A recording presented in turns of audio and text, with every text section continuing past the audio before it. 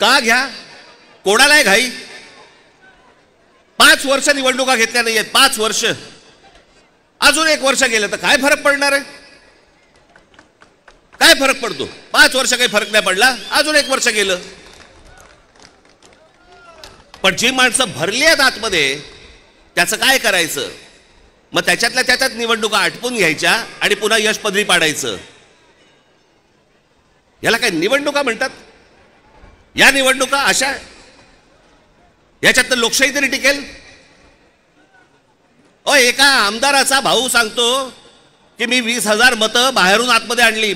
आमदाराचा, म्हणजे ह्याची हिंमत बघा, सत्तेचा माज बघा, की एक आमदाराचा भाऊ सांगतो की आमदार असतो पैठणचा, त्यांचा बुमरेचा भाऊ ना,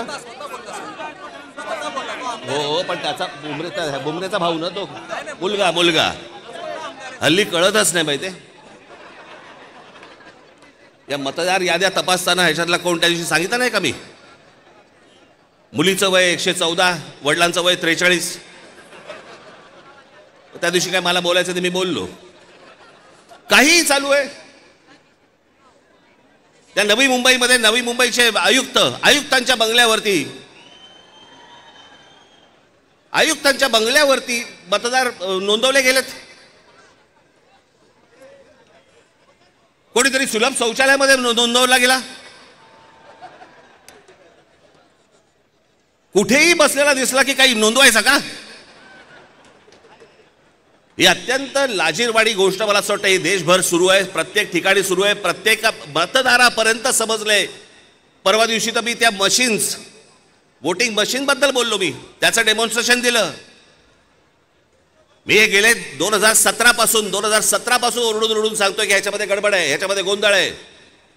अशा प्रकारच्या, साधी गोष्ट आहे, 232 आमदार निवडून आल्यानंतर जर महाराष्ट्रामध्ये मातम असेल, महाराष्ट्रामध्ये जर समजा सन्नाटा असेल, महाराष्ट्रामध्ये काहीच नसेल, सगळे जर मतदार हे गोंधळलेल्या अवस्थेमध्ये असतील आणि सगळ्यांना जर आश्चर्य पडलं असेल, निवडून आलेल्यांना चिमटे काढून बघत होते निवडून आलेले लोक की मी कसा आलो निवडून. पण निवडून आलेल्याची सोय अगोदरच झाली होती, त्याच्यामुळे त्याला माहिती नव्हतं की मी निवडून येणार. हे सगळे कारस्थानं, या सगळ्या गोष्टी, ह्या सगळ्या निवडणूक आयोगाच्या मार्फत सगळ्या सुरू आहेत. कशा निवडणुका लढवायच्या मला जरा सांगा. भाई, जो मतदार उन्हातारामध्ये रांगेमध्ये उभा राहतो त्याच्या मतांचा अपमान नाही का? म्हणजे मतदारांनी मतदान नोंदवायचं, कुठेही करायचं, पण मॅच अगोदरच फिक्स आहे, त्याच्या मताला काय किंमत आहे?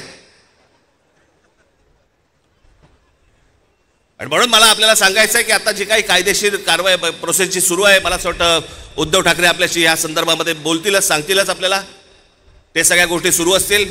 पण एक गोष्ट आपल्याला सांगतो, जेव्हा कधी निवडणुका होतील, जाता आता फक्त आपल्याला एकच सांगेन, जेव्हा कधी निवडणुका होतील, एक तर पहिल्यांदा तुम्ही घराघरामध्ये जा, सर्वजण याद्यांवरती सगळ्यात जोरात काम करा. चेहरे कळले पाहिजेत, एकेका यादीवरचे सगळ्यांना चेहरे कळले पाहिजेत. ती माणसं तिकडे मतदार नोंदणीची म्हणजे आपलं मतदाराच्या ठिकाणी बसले पाहिजेत. आणि त्यानंतर जर तिबार वाले जर आले, तिथेच फोडून काढायचे,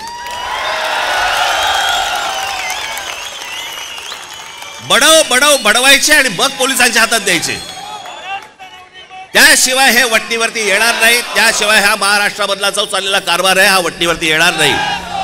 आज आपण सगळेजण इतक्या मोठ्या संख्येने इकडे सगळेजण आलात, मी आपल्या सर्वांचे आभार मानतो आणि आपली सर्वांची रजा घेतो. धन्यवाद. जय हिंद, जय महाराष्ट्र.